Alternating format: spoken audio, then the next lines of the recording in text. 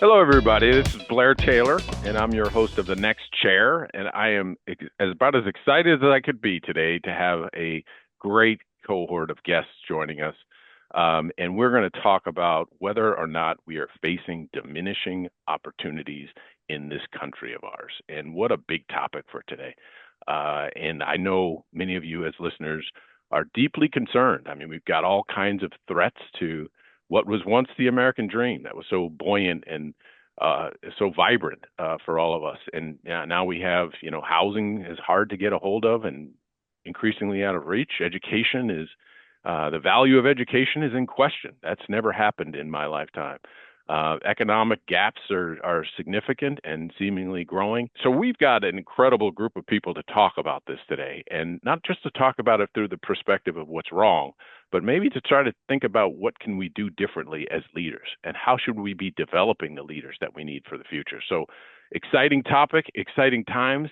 I want to introduce to you the panel that we have, and it's going to be first a couple of really dynamic and incredible leaders who I've known for many years, who have taken some time out of their schedule to join us today, and I really appreciate that. And then we've got some wonderful students who I also know, and I'm sure they're going to add to this conversation. So we're going to start with just a quick introduction to our two leader guests who are here today.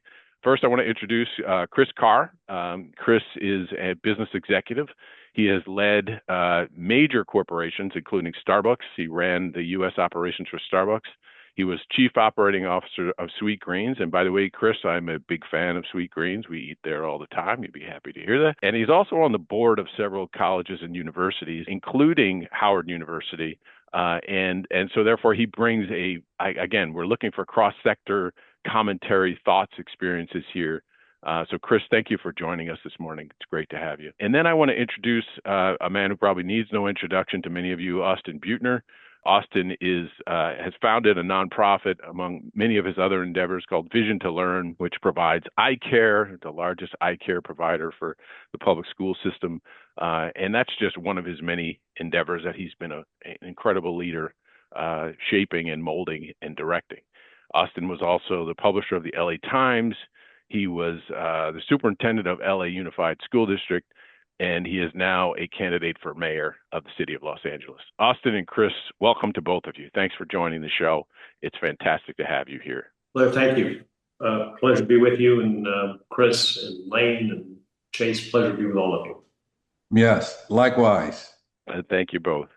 So I want to jump right in here. You two gentlemen, you do a lot of interviews. You've done a lot of public speaking. We're gonna get into the nitty gritty here, and I'm just going to ask that again. We have a free flowing dialogue, but I want to start with just this notion of is there a scarcity of opportunities today, especially for young people? I mean, I think that's the sense. As someone who teaches as an adjunct at colleges and universities, that's what I'm feeling. Austin, what are you sensing? Is this and try to put it into a historical perspective if you can, because some of us who are not going to call us old. I'm going to call us a little more mature than others. Maybe we have a different perspective. So what say you? Yeah, start with that. Whether it's scarcity, affordability, attainability, whatever adjective one uses, young people should have every expectation about a brighter future. Yeah. One they can afford, one they can participate in, and one that shares their values. But let's just give it a little context, right? Go back to the 80s. As the economy globalized and lost manufacturing jobs, young people were told, stay in school. But unfortunately, the opportunities didn't necessarily align with where the jobs were or weren't. Rolled into the aughts.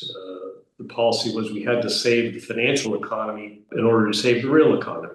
Well, that created more haves and have-nots. If you had something, the rise of the financial economy helped you. If you weren't yet to that first rung on the ladder, you got left further behind. COVID comes, the economy shuts down, massive upheaval in hiring. And now let's roll into the current environment where AI is not just on the horizon, it's with us. What's that going to do in terms of opportunity? And then if that wasn't enough of a challenge, we've got a toxic environment, certainly at the federal level, which seems to suck the oxygen out of the room, and that toxicity doesn't leave room for what should we be doing differently? Where's the constructive dialogue? Where are the solutions going to come from? And how do we uplift the solutions, right? That's the conversation we need to be having. But certainly the last several decades, young people have become the forgotten class in our society. And I think we got to kind of pivot on that and turn things back around. I really appreciate that. And I will say, as somebody who has been integrally involved in government and, across sectors, private, public, you mentioned that we have a little bit of a toxic environment going. I don't think I've ever seen in my lifetime a bigger gap in terms of conversations that need to happen to allow government to function.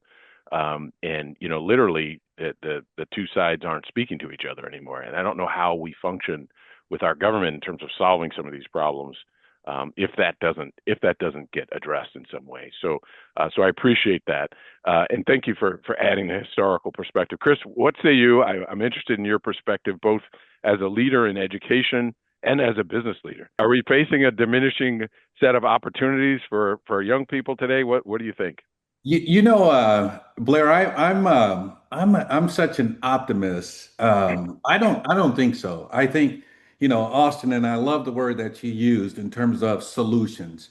I think as a nation, we have the resources, the experience, the capability to come together to come up with some creative solutions. However, Blair, to your point, we have to have the conversation because one side or the other doesn't have the answer. The answer is within the conversation. And so what I see and what I hear, it's really kind of less about scarcity. And what I'm seeing is just business cycles. So when I started my corporate experience over almost 40 years ago now, the cycles were probably 12, 18, 24 months, probably closer to 12 to 36 months, right? But Austin, you also mentioned in terms of the cycles that we're going through are much more rapid and they compound in terms of COVID, labor, supply chain issues, immigration, right? And so I think that this next generation of leadership, if I was kind of entering the marketplace today, there's kind of two things, and I think it's more of a mindset versus a skill or a competency, and it's around adaptability and agility. And Mm-hmm. what we have a tendency to do is kind of complain about the current state versus adapting to it, defining what the problems are, and Austin, once again, to your point, coming together and bringing solutions to the table. And I've seen pockets of that. Yeah. I think we're starting to get some movement. However, the media doesn't really highlight or amplify, those successes. It's the other, drama that they want to promote. And so I Yeah. think it's up to us to seek and find those moments of success and share those. And I think just as much as we've seen a lot of negative commentary get some positive momentum, I think some of those breakthrough moments can also take us to a different level. I love that, Chris, because we're seeing the cycles, as you're saying, move so much faster, right? I mean, I know way back when, before cell phones, before the internet, before, the fastest way you could communicate with somebody was a FedEx overnight package. Remember that? And even before that, it was the fastest way you could communicate with somebody was like either a telephone call where there were no answering machines, or going to the person's house, or sending a letter via U.S. mail, right? I mean, those were the methods of communication only 35, 40 years ago. I mean, we're not talking 2 centuries. We're talking so think about all of the different mechanisms and things that we have to keep up with today. And the pace of that change requires what you're describing, which is adaptability. And so great points. Austin, I want to come back to you to see if you have any other thoughts on that particular question. If not, we can move to the next one. Yeah, no. I would just ring the same bell, which is let's talk about solutions. It's exhausting, the rhetoric. Let's talk about solutions. And like Chris, I share the promise of opportunity. But if I were a young person right now, just that sort of toxic cloud, what's the path? What should I be doing? What is working that I can be part of? And so I'd love to see the dialogue shift to solutions. The real ones, not just sort of false promises, but real ones. Yeah, and just to build on that for 1 second, I think there's also it may be a false premise. I'd love for the two of you to just comment on this, and that is that scarcity must exist, right? It almost seems like we've somehow established ourselves on a scarcity model in this country. Mm-hmm. And the question is that real, right? I mean, do we have to have poor people, like, for example, or to Chris, what I think you were describing, are we a country with so much wealth, so much resources, so many things that we could do to uplift and help each other and figure things out, that the scarcity model may not be the model that we really should be thinking about? I mean, I'm being a little provocative, but tell me what your thoughts are on that. Well, a couple of things. I want to go back to Blair. You opened up talking about maybe the American dream, the vision is not what it used to be. Quite frankly, I think this younger generation should define what the new American dream should be like. And I use the word new, and you guys know this, with any organization or institution, the vision and purpose constantly evolves. Right. My generation, we're so fixated on here's what the American dream is. But once again, based on technology, business cycles, opportunities that exist today that didn't exist then, and opportunities that don't exist today, we have to evolve that. And so I would love for this next generation, and to some degree, because I have, young children, or I would say young adults, they are starting to redefine that. And I'm looking and I'm waiting for leadership to be a little bit more clear on what they want their experience to be. And it's not just about, the enjoyment and travel aspects. It should be multidimensional. So I would start there. The scarcity piece, what's interesting there is this whole, I think your comment was in terms of, does there have to be these different classes to coexist? Yep. You're always going to have tiers and classes in society, but I think it can be much more, how do I put it, economically, it can be more equitable in terms of when you think about, I say capitalism, for an example. I think capitalism is the best society to run a country. However, it's at its best when you have good checks and balances in place. Right. And that's where I think the government, whatever side of the table you sit on, I think those checks and balances have got out of whack. And I think they are not representing the common citizen of the United States. And so I do think that there's more for all of us to take advantage of and enjoy if, in fact, I'm going to put this on the politicians, the checks and balances have to be more solution oriented and encompassing of all stakeholders. That's for-profit, nonprofit, and government.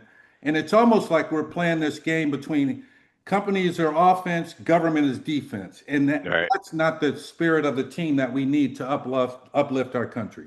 Yeah, so it's really about creating that cross-sector collaboration, Chris, and solutioning across the sectors, right? And I couldn't agree with you more. And I also agree that capitalism is not the enemy. That we have to figure out how to embrace that and channel it into the best future for the country. So I agree with you 100%. I'm wondering though about the kinds of innovations that we need. Because we all, I think with three of us would agree that we need to innovate. And, the last century, those came from government. Let's just be honest. In the 20th century, government was the innovator, right? Everybody wanted to go work for NASA. Who's raising their hand to go work for NASA today? I mean, people want to go work for Google and Amazon. The great engineers are going into the private sector. And so when we think about sort of the development of solutions and grooming leaders across sector, where's government? How does government play in this century? And what kind of leaders do we need going into government? And Austin, you're one of them. And, I'm a huge fan of yours, as you know. But what do we need? What should we be shaping? What should the young people who are on the line here and listening to this be thinking about if they're going to be cross-sectoral leaders in the 21st century? And maybe government is the possibility, and maybe it isn't. What do you think? Yeah, sure. I think it's the sweet spot is maybe that intersection between public and private. Yeah. We need to recognize bureaucracies and government. I don't use that term pejoratively. most large organizations, including government, are set up to do tomorrow what they did yesterday. You have to.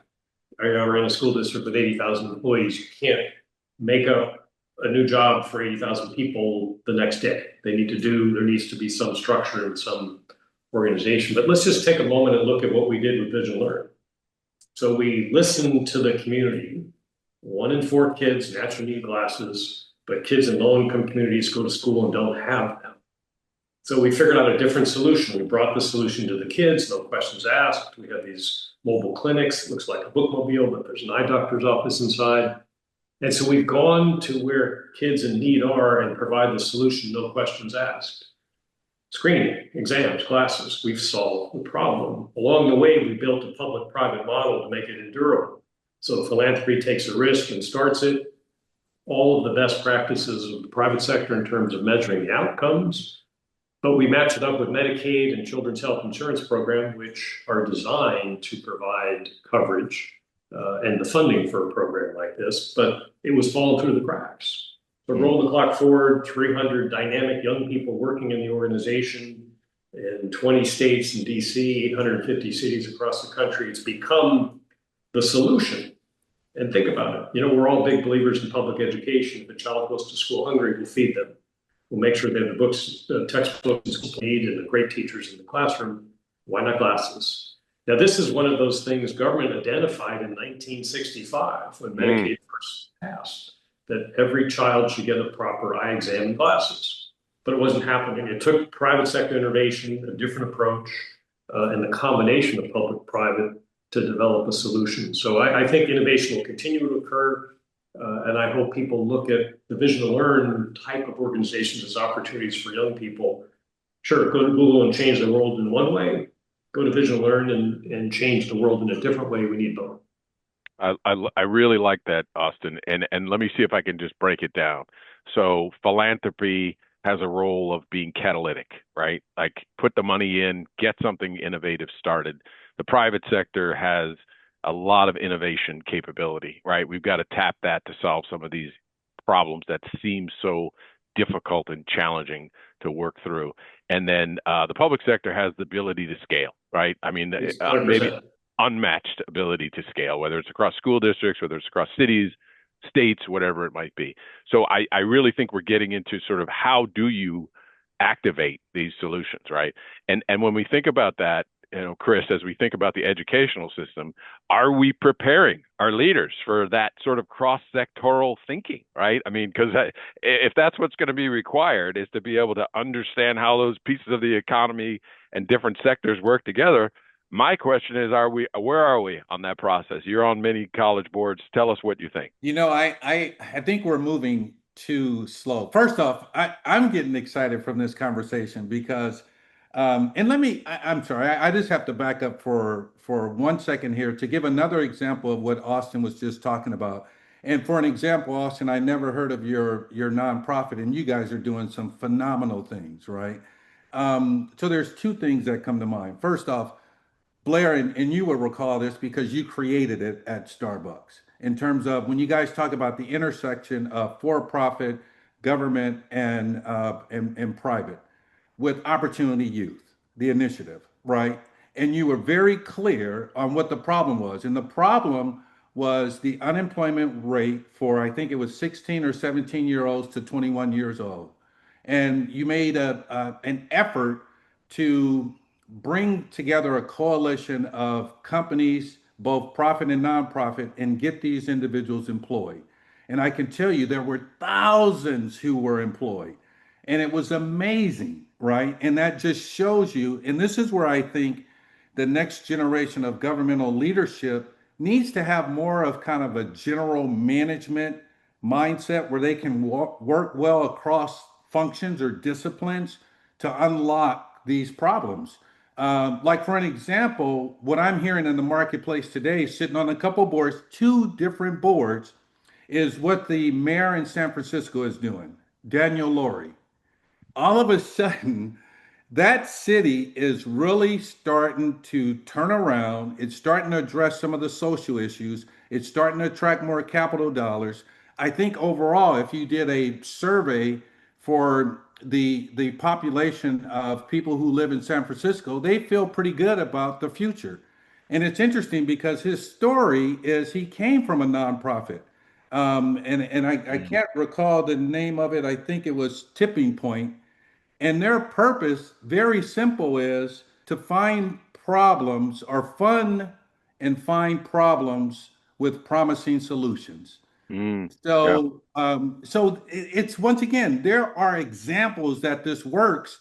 And Blair, when I would love to come back to you and ask you, why do you think like Opportunity Youth, that initiative, lost some win after multiple years of success? But to answer your question in terms of higher learning institutions, they move too slow. Right. I think we get too fixated on, well, let's just post audit it. Many of the curriculums that are being taught today are the same professor's curriculum that I was taught. And back to my earlier comment about these business cycles are moving faster, I think professors and leaders of institutions have to apply that same kind of adaptability and agility to their curriculum and how they teach this generation of students. Yeah, and Chris, I know you've been up close to public to post-secondary education, Austin. I know you have as well, and so have I. And your point about them needing to move with more alacrity is so well grounded and so important. And just understanding that in order to succeed in with an AI generation and the marketplace and the alacrity with which things are moving, they've got to move faster. I mean, they just necessarily have to, not recklessly, but faster, and more deliberately. I will say, you mentioned some of the work that was done at Starbucks, and you and I had locked arms on that many years ago, and why it didn't continue. I mean, we literally collectively, as you know, with 45 different companies working with 45 different nonprofits, working with governors and mayors across the country, hired 200,000 young people who weren't otherwise employed. And so that made a dent at scale with the combination of partnerships that we're talking about. I don't know that it was discontinued for I don't necessarily have my finger on the pulse, because as you know, I left the organization right around the time that started to go in a different direction. But what I would say is this: I think a lot of it is contingent upon leadership. And the leadership at that time really got that, really understood that there was a value proposition for the company that had an economic benefit for the company. And the question is, sometimes, and I think this is back to what Austin said, sometimes we go back to what we know, right? And if you transition to a leader who either hasn't had that experience or believes that that's altruism and not really important for a business, they may fall back on what they know, which is this isn't part of the business thing, that we sell coffee or we sell donuts or we sell cars. And so therefore they may not value that. And I think that may be a fundamental thing that we need to think about when we're developing leaders, which is how do you create win-win-wins? The company wins, society wins, individuals win, because that's the only way we're going to address these issues and get and tap into the great power that we have in corporate America to be able to solve it, is if they feel like it's an economically viable thing for them to do, not altruism. Yeah, Blair, just to pick up on that, we've helped about 4 million kids across the country at Vision to Learn, and our partners throughout the country are business organizations and philanthropy and government and sports teams. It's sort of all hands on deck. Everybody can play a role to support something they know is going to make a difference. Yeah, and so that to me is, I think we're talking about what we need to do collectively as a society. I also want to just, as we turn the corner and engage our students in this conversation, I want to just ask you both a question about AI, because so much of where we're going now is contingent, and Austin, you said some of this in your opening comments, is contingent upon really embracing and understanding the impact. Now, I know neither of you have a crystal ball here, but if you gave some of your best advice based on what you're seeing, what you've seen, what you've heard about AI, what would you say about this new technology, as breakthrough as it is, in terms of how it's impacting your organization, other organizations, and the kinds of things we need to be thinking about as leaders as we embrace this new era? Austin, maybe we can begin with you on that. Sure. I'll echo your caution that I'm probably not the world's foremost authority on AI, but I think what's clear to me is it's going to have a big impact. It's going to have a big impact on employment. It's going to have a big impact on how we communicate and how we engage. And so if I had advice for young adults, what skills do you need? Well, empathy, there's still a role, Right. and character, and resilience, and grit, and critical thinking. Those are truisms. Those will be more valuable in the future. I would say listen to the people who are doing the work. As superintendent, I would go to a school and say, I'm not the head teacher, I'm not the head principal. My job is to get you what you need. There's always the direction is going to come from where the work is happening, whether it's in a school or a business or some other institution. So listen to the people. And then last, and maybe it's a little bit of optimism, but life's more than a soundbite. And so take the time to be present in the journey with family, friends, and colleagues. That's what's you'll remember, and that's what's going to give you the courage and the support to deal with these challenges. Because we've seen technologies come and go, certainly my lifetime and Chris's, and AI is going to be big. You have to come at it, I think, as a whole person before you go down the rabbit hole of exactly what this particular technology may do for this particular job. Yeah, that is such sage advice, Austin, because sometimes we could chase after the technology as opposed to using it as a tool to advance us in our society. It becomes almost the reverse in a way. And I love this notion of listening to people and having empathy. That E word is missing from so much of our world today and so much of our country and the way we interact with each other. And I know this is for you as a leader, and I know it for Chris as a leader. And I've always operated this way, sort of the inverted pyramid, right? Which is I'm at the bottom. If I'm leading an organization, I'm the lowest of the low. Okay, my 100%. job is to help everybody else to be successful in that organization. And so I really appreciate that. And that's why, I have so much respect for you two gentlemen and the way that you lead. Chris, what say you? It's a scary topic that I'm trying to apply the advice that I gave early on in terms of being adaptable and agile. And I would say if you looked at the public sector versus the private sector versus government, I would say the public sector is moving rapidly fast. Let me add college and universities. I think colleges and universities are moving slow. And the reason why I say that is we had at one of the universities where I'm a board of trustee, we had a strategy session this past summer specifically about AI. And I can tell you how defensive the faculty was in terms of just embracing it was really scary. Mm, And there was one faculty member who stood up and said, we have to challenge ourselves. The first thing, the majority of our reaction is, well, we can't introduce AI because students are going to cheat. mm-hmm. And that's the wrong mindset to have going into it, right? Right, And right. so where the conversation left was the university is trying to establish kind of some guardrails, Mm-hmm. but there has to be a commitment from each dean and faculty member that they're going to embrace AI. Right. And because some schools get defensive and say, well, it's not going to touch this discipline like nursing, business it will, engineering it will. It's going to touch all of us. And so we all have to lean in, dip our toe in. And the other thing too is, Blair, Mm, you talked about this reverse pyramid in terms of leadership, and we totally agree with that and that servant leadership mentality. We had an interesting conversation where the pyramid of, let's say, institutional power, mm, it may shift because of AI. And right, and and, it, and right, professors have to be comfortable with that because you may be teaching a class where the students know more about that than you do.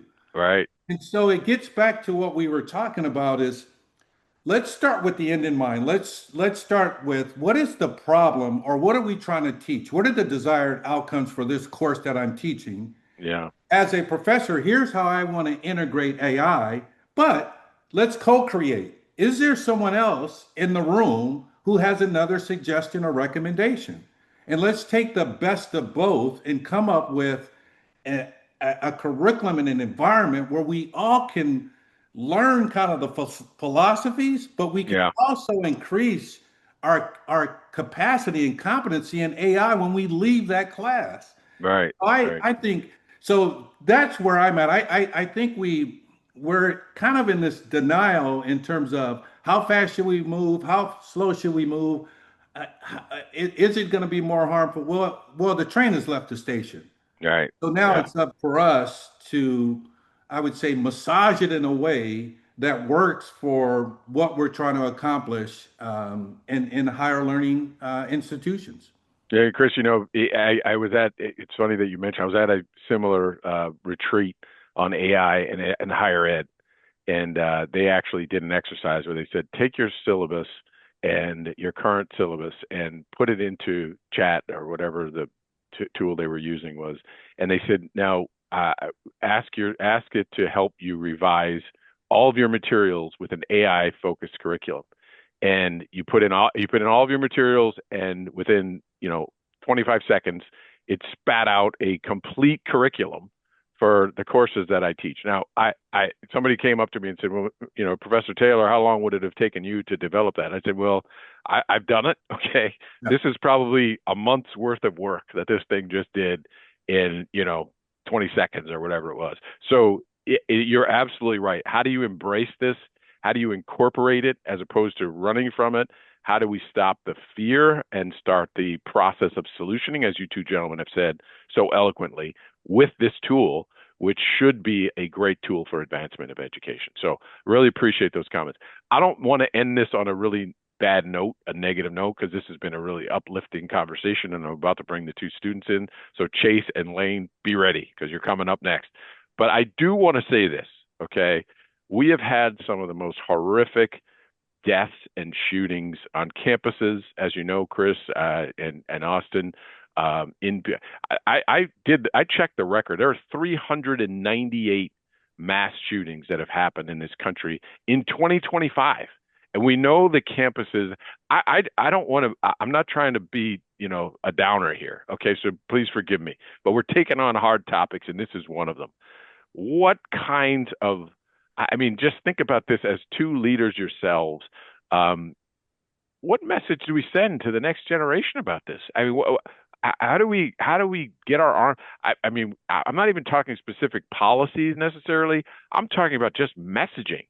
You've got to think that things are in somewhat of a state of free fall, right? If you're seeing all of these things happening. And I got to tell you, just a 20-second story. My daughter was over in South Africa with us. She went to a school for a class over a summer a couple of years ago, and she was the only American. And at the end of the class, they were talking about, I want to visit you in Saudi Arabia, or I want to visit you in Egypt, or I want to visit you, and all the students were thinking about it. And my daughter said, well, why don't you come visit me in the U.S.? And they said, oh no, it's too dangerous in the U.S. So here we have, a group of foreign students who are saying it's too dangerous to visit the United States of America. So I just want to ask you two, what are your thoughts there? And let's try to keep it to a minute or so each if we can, because I want to bring the students in. But we would be remiss if we didn't talk about that when we're thinking about leadership and what needs to be done in this nation. So I don't know who wants to go first on that. Either one of you, please jump in. Chris, I'm happy to go first. I think this is a character test of leadership, said most simply. And trust in institutions matter, whether it's a newspaper, it's a university, it's a business, or a nonprofit or some other organization. We've lost the scent when we cannot call out wrong quickly. We've lost the scent when people no longer trust leaders of institutions to discern right from wrong. We've lost the scent when the public narrative doesn't exist for people to develop solutions. We could go through each of these horrific incidents and the cause may be different, but I think the through line is the loss of trust in public institutions, whether it is feeling safe, whether it is feeling a sense of belonging, whether it is mental illness, whatever it takes someone down that awful path. The solution set starts way before that, which is leadership who demonstrate character at every turn.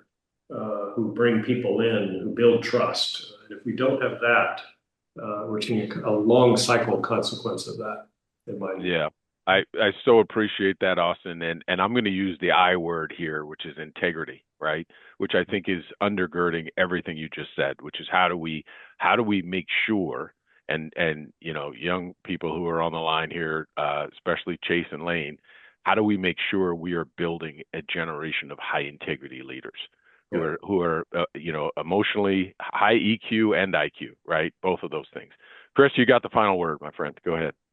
Yeah, this is a tough one. First off, Austin, I totally agree with everything you said in terms of at the end of the day, it is the solution resides within each and every individual who's a citizen of this country. Um, However, the violence, not only at let's say in our higher learning education areas, but that's a topic in the boardroom for CEOs to a Right. level that has never occurred, right? And so I just think that the only solution is the one that many Americans don't want to hear, and there just has to be tighter gun control laws.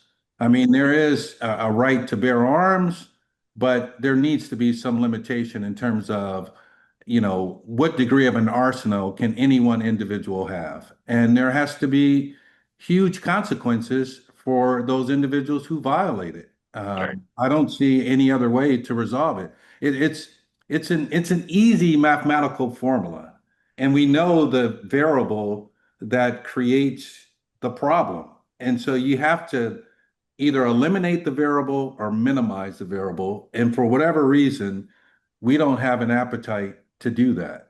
Yeah. Yeah. Austin, I see you had a comment. Yeah, So yeah. please. I want to pick up on that. While I concur with you, Chris, I think that's only part of the solution. I think we're unfortunately living in a society where violence has become normalized, Yeah. whether it's through entertainment, dialogue, we see around the world instances of mass violence like this that have different regulations around gun control where guns may be less accessible. So I don't think it's a piece of the solution, but not the only one. Yeah. And I'll give just a short example. I used to watch as a kid Hawaii Five-O. Oh, It yeah. was a kitchen show. If violence occurred, you kind of knew someone was missing, but it was not glorified. There was not blood all over the screen. It was not. You didn't glorify the violence.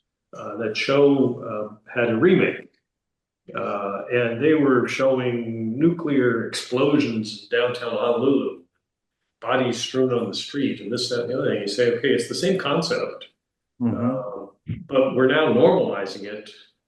And if those are the images that we share in entertainment, for goodness sakes, before we get to the tough things that Chris has identified with making sure that guns are just not lying around in the street to be used, Yeah. we're normalizing behavior that's abhorrent to all of us. And I think Yeah. that's where leadership come in, character above all else.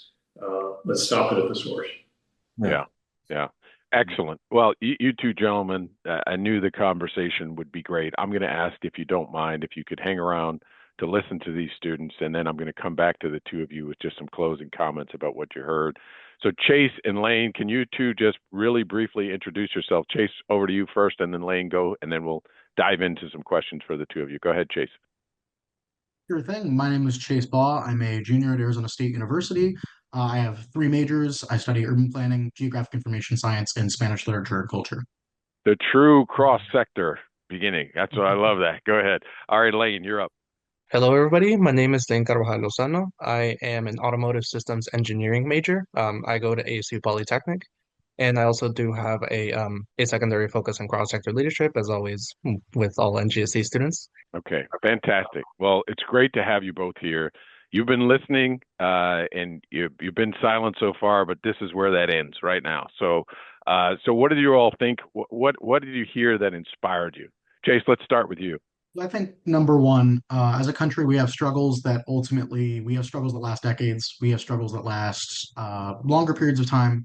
But ultimately, I do think that I kind of agree with the business cycle's ascertainment and that there should be optimism. We should overall have optimism about the long-term future of our country because we have all the resources, and importantly, we have, bright young Americans to help us succeed, right? I think the problem comes from the fact that we really are kind of trapped by the current cycle that we're in, and that I think that it's a lot of the fundamentals. I think really housing, I mean, being an urban planning focused person, I think housing is something I think about a lot. It's removed a lot of the dynamism from the economy, or that young people kind of struggle with when you can't accept your dream job and move across the country because housing is too expensive, or you've not been able to save because you've been paying your housing in your current city, so therefore you don't have enough to put down to be able to pay, like, make your down payment or your deposit on rent in a different city to go get that next job. It kind of means that our cities are kind of stifled and siloed. And so I'm sure I'll talk about it more, but I think housing is just the baseline thing, that there is a large outstripping of supply by demand right now, and that it means that there's not enough to go around. It Yeah, and increases prices overall. I will tell you, Chase, it's a great call out. And quite frankly, I can speak, I know for the three of us, when we got out of college way back before electricity, we each had probably a very sole, in many ways, intentional focus on owning a home.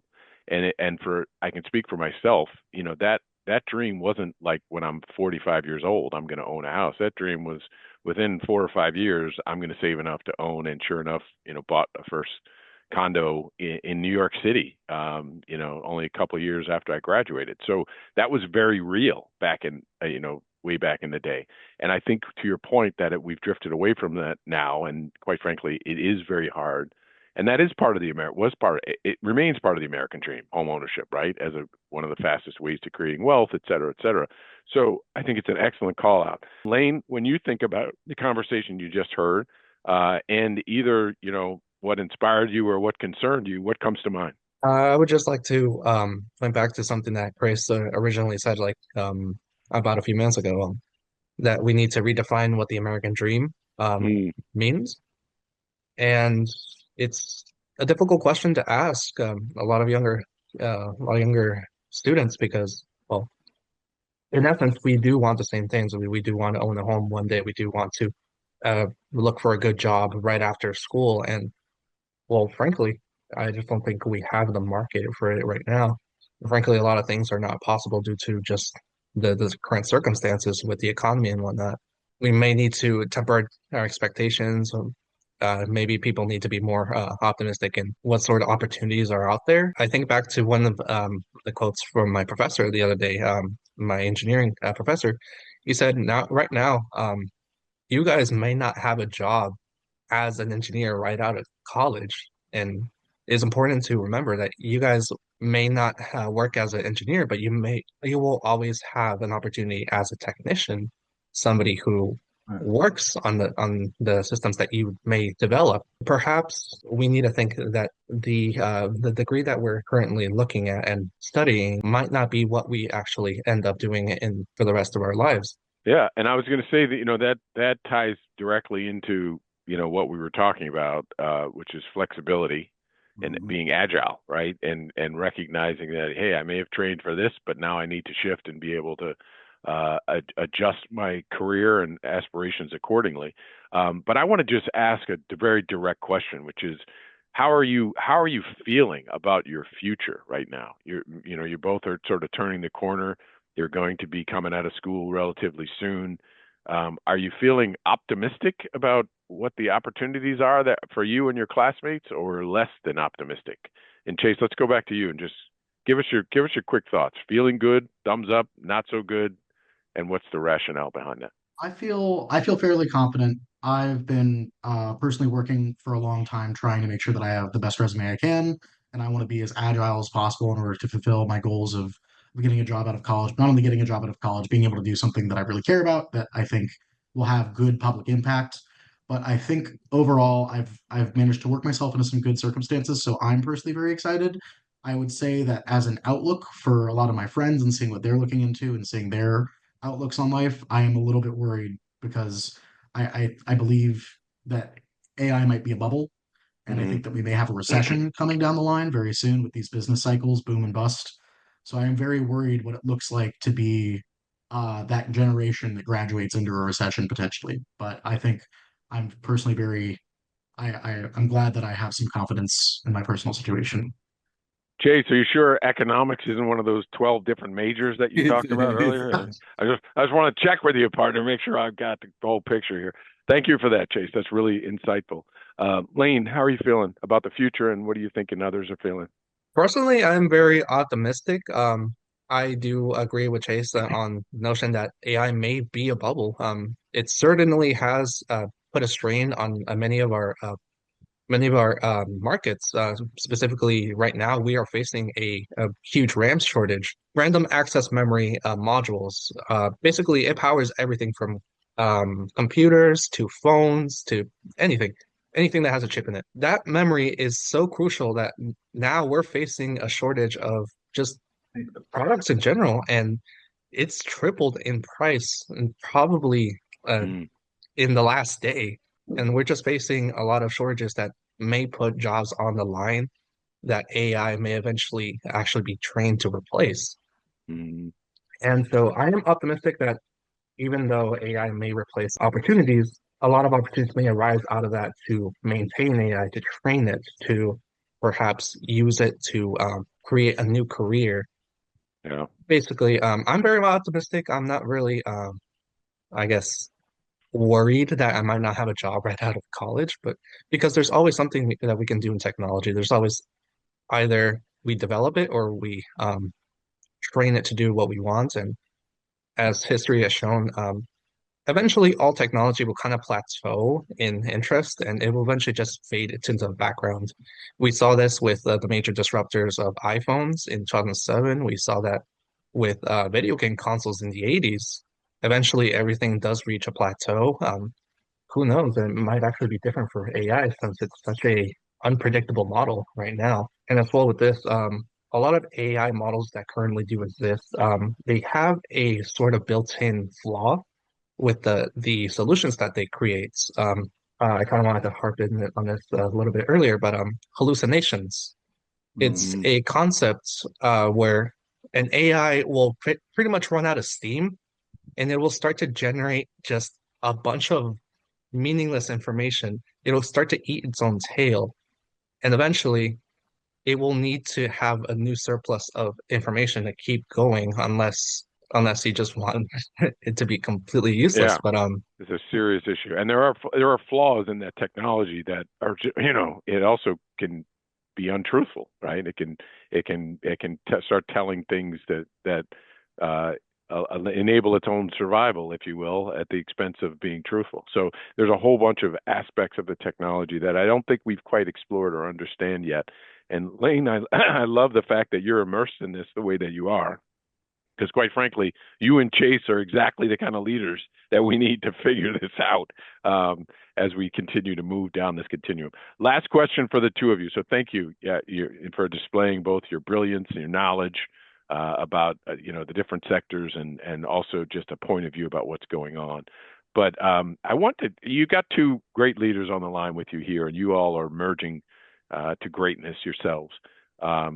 If you could give these current leaders one piece of advice about your generation and what you need, what would you say to them today while you have them on the line? I would personally say that I think worldwide what we see right now is that a lot of Gen Z feels like it's very ignored in Mm, terms of not only, how it's thought of and how people kind of incorporate Gen Z into their business models, into how government's working. But I think it's also feeling politically ignored. You see a lot of Gen Z protests around the world. You've seen a lot of, I mean, what was it? The government of Nepal collapsed due to mm, protest. I think mm, a lot of Gen Zers really don't feel like they're seen very well. And I think a mm, lot of that has to do with the cost of living. And I think in Canada, especially, the cost of living crisis there is insane. And there's a lot of Gen Z that doesn't necessarily feel represented in Parliament in Canada right now. And I think in the US, there is a very real risk of, as we talked about earlier, I think a lot of the violence today is from social atomization. People don't feel like yeah, they're part of something larger than themselves anymore. I yeah, feel like we've lost the civic duty and the civic ideal that we're all part of something greater, whether it be, the city that we live in, the country that we live in, a community that we're part of. So I worry that if the cost of living crisis continues to worsen, that Gen Z will feel so atomized that things might get worse. So I guess my yeah, piece of advice would be that Gen Z cannot be viewed with only lip service.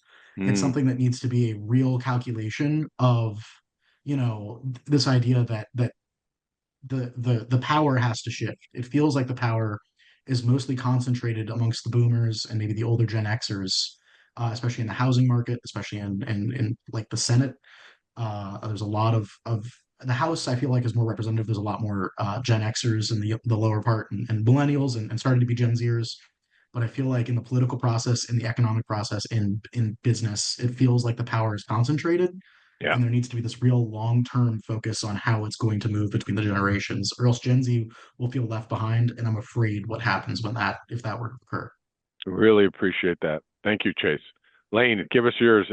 Keep it to about a minute or so, but give us your thoughts on at best advice that you might give to leadership of this generation that you're with on the line here. As somebody who's always struggled with like having a voice, like especially in the classroom, I think more so than now, we need to really give that human touch when we look for people to fill in opportunities. What I mean by this is give it the extra like look, like put a little bit more thought into like re interviewing somebody, like maybe go into the personal side, maybe ask them a question that it looks like they've been waiting to answer. What I mean by this is that a lot of people especially in my Gen Z classrooms, they want to talk, but they just don't have the environment that they feel comfortable with. Mm, Um, and especially in like a professional settings, people are very just scared to speak up in general, especially in interviews. And I think just adding the more personal touch would just equal a lot more success for the people that are looking for the first opportunity, their first mentor or something. Hey, Lane, that's great. That's great advice. And as we continue to emerge into a more technologically savvy society, we can't forget that human side, and that's what you're saying, and it's super important.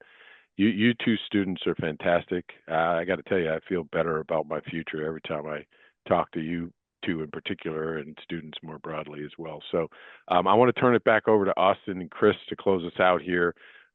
What you heard, gentlemen? What are some of the responses or thoughts? First off, Chase and Lane, really appreciate you guys carving out the time to have this conversation and to give us an opportunity to listen. So that's one of the major takeaways for me. And that's something that, on college and campus universities, as well as in the corporate environment, we are, and I'll continue this fight in terms of having, let's say, more younger, youthful representation sitting around the table. Mm, And so that's a commitment from myself. The other thing in terms of, having a voice, and I think when you look at some of the most recent political mayor victories, be it in New York and even here in Seattle, what you, Chase, had mentioned in terms of creating these avenues for people to have conversations, both of those mayors were boots on the ground. They had series of town halls, and so they really went on kind of a listening tour. Now, what I would, probably ask of Gen Zs, and they both represent significant change. However, they have to get some wins on the board, right? yep. And so that's where I don't know how you guys galvanize your generation to be supportive or be clear on what winning looks like as Mm, those new, fresh leaders step into those critical leadership roles. mhm. And so it's going to require a partnership, and that would be where I would just ask as we look forward and what I'm hearing you guys say in terms of some of the opportunities, they can be solved for if there is more of a united partnership effort going forward. And then lastly, I would say it's kind of interesting.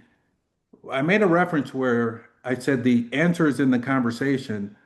When Blair first asked you guys about your future, the conversation kind of started a little bit more concerning, but as you guys expressed yourselves, it became clearer and clearer. And so, my only ask of you is if you think about your journey thus far, it's all been planned through primary education, through your undergrad degree. So now it's your responsibility for the next 5 years I would say is to create your own personal plan and de-risk it based on the unknowns associated with AI. Yeah, Chris. Wow, excellent.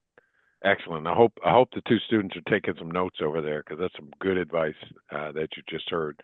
And I love the part about engaging some of this new next generation of leadership who, as you said, have come in with a fire in their belly, have come in with a very strong, proven ability to rally people.